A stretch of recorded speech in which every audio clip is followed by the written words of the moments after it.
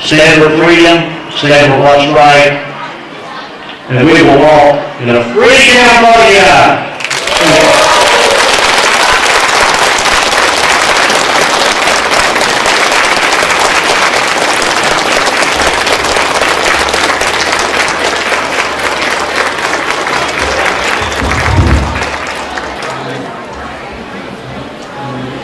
Thank you very much, Mr. Director of Agriculture.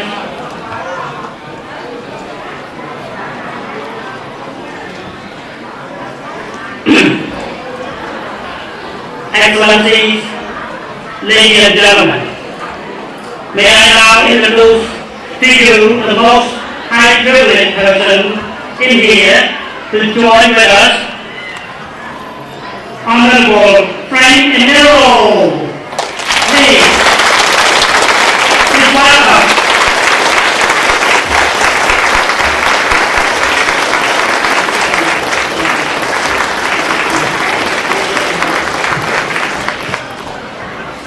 First, let me say thank you for inviting me. It's a great opportunity to be here with people in the United States of America that respect the American flag, what it stands for, and all those that serve our military to protect these freedoms and rights.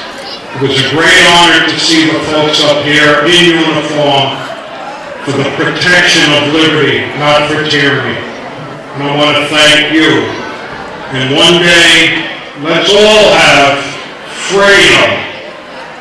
And there's no need for tyranny.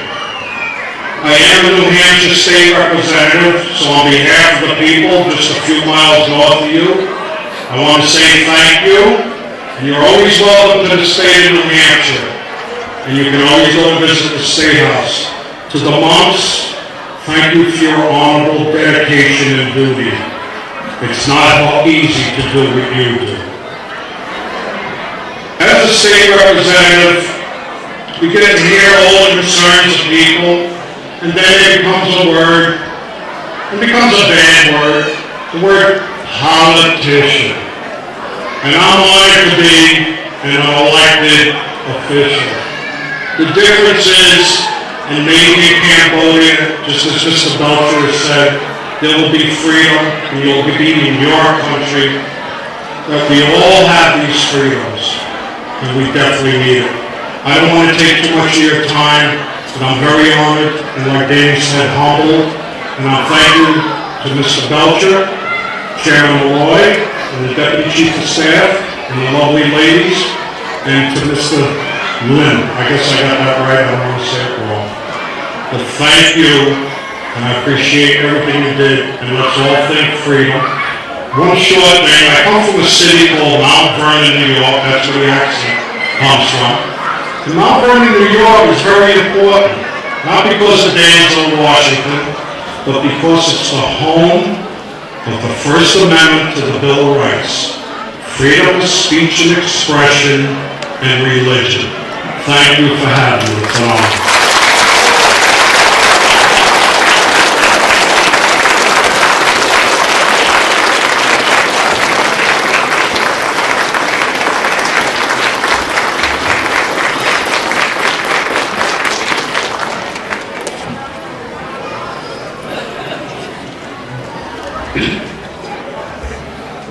Thank you very much, Honorable Frank Interim, for being here, and thank you very much for your speech. Ladies and gentlemen, Your Excellencies, ladies and gentlemen, the next person, he is my most respectful, lived and died with us long time ago. Now we live from the 60s to the 2000s. That's a long time. Now we share together, we share our lives from the past. We fought shoulder to shoulder together.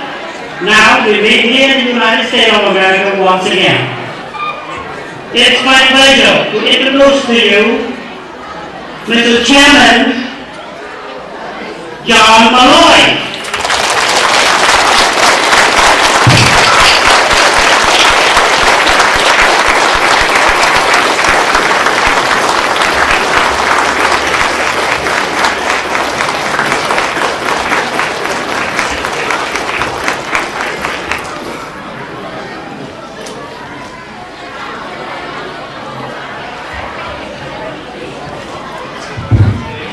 Most Venerable South Khom, United Khom President, Sovinara Lim, and Mrs. Lim, Coalition Vice Chairman Danny Belcher, and Mrs. Tamara Belcher, New Hampshire State Rep Frank Amiro,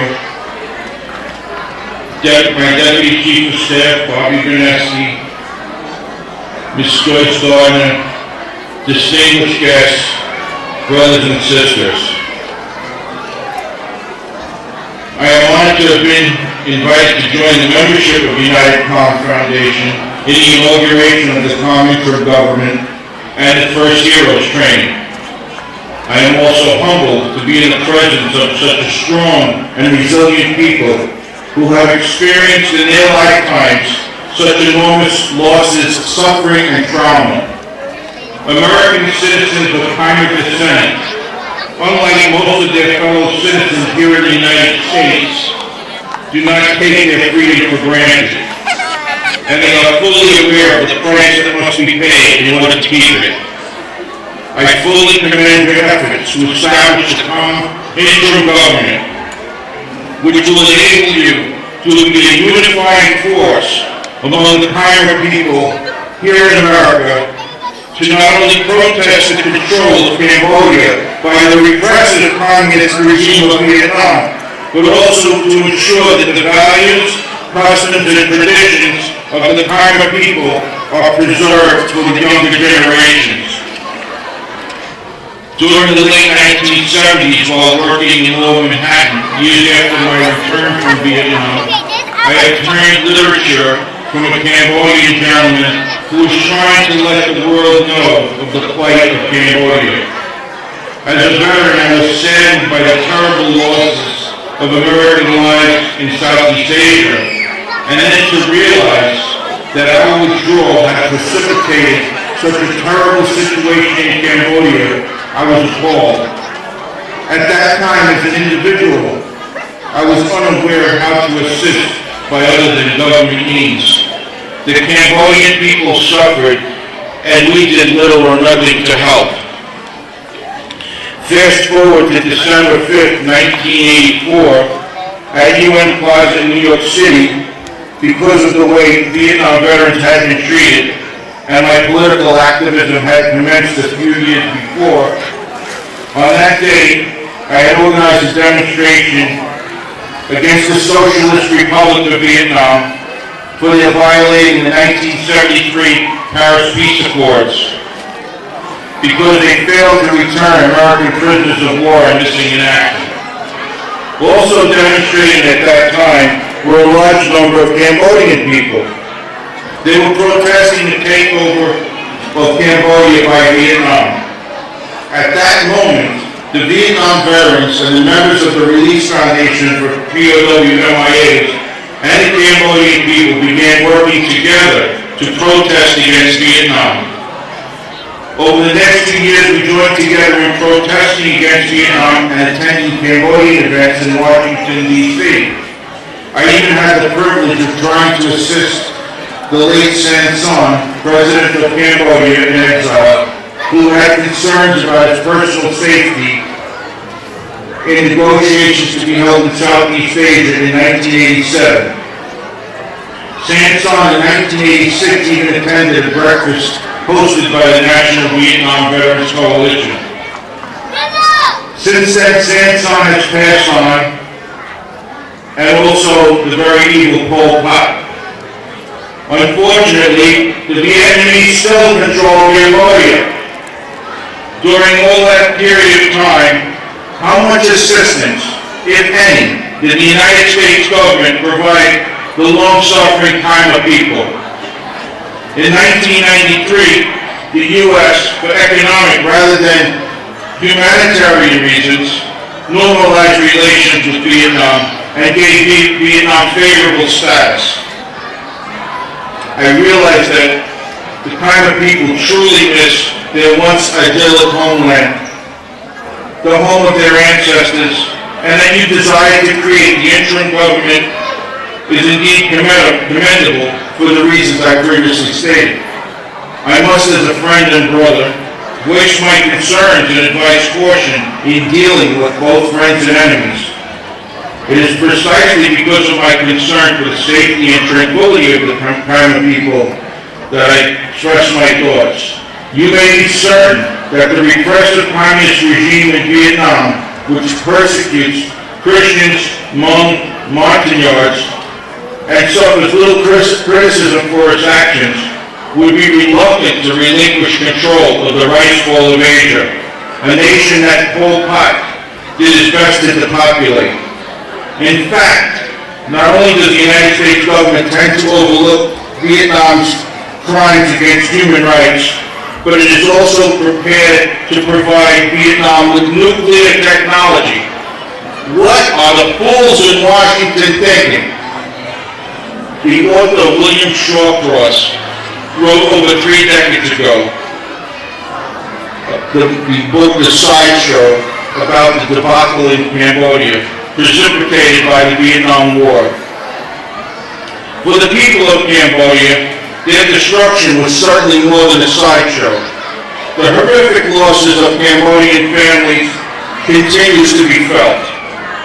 The failure of the United States government, both Republican and Democrat, under Ford and Carter respectively, reflects a lack of personal courage and moral weakness. Carter tried to rescue a few hostages in Iran because it was insulting to the United States, but did not lift a finger to stop the slaughter in Cambodia, which was an insult to humanity. The political consequences of a human decision was more important to our politicians than saving a suffering people. Today, the United States is focused on what may soon result in the reduction of our nation from a super to a secondary world power due to the policies of an inept, if not seditious, administration. Accordingly, it is doubtful whether this administration would even consider assisting in the removal of the Vietnamese government and colonists from Cambodia and enabling the Khmer people to recover their homeland. However, the establishment of the Khmer interim government is imperative in order to be prepared to fill the power vacuum should it develop.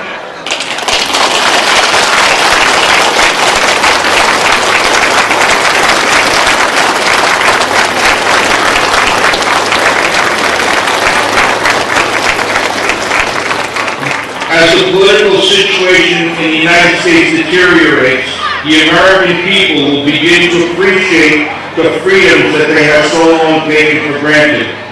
The Khmer people must be held as an example for all the horror that can be inflicted on a people by a totalitarian dictatorship. The people of America should remember what happened to Cambodia to prevent it from happening here. As you can see, I have little faith in the American political system, but I have integrity. I have faith in the American political system, but little faith in the integrity of those who comprise. My dear friends, I hope that these 35 years have not brought you from the frying pan into the fire. I hope that we will all be able to continue to enjoy our freedom and to assist in whatever way we can in helping the long-suffering Khmer people. Your formation of the interim government will show the American people how committed you are to justice and freedom, and set an example for those who take freedom for granted. I urge you to be careful and cautious in order to prevent repercussions to the Khmer people, but to persevere in your efforts to preserve the Khmer culture and traditions, and to anticipate a free Cambodia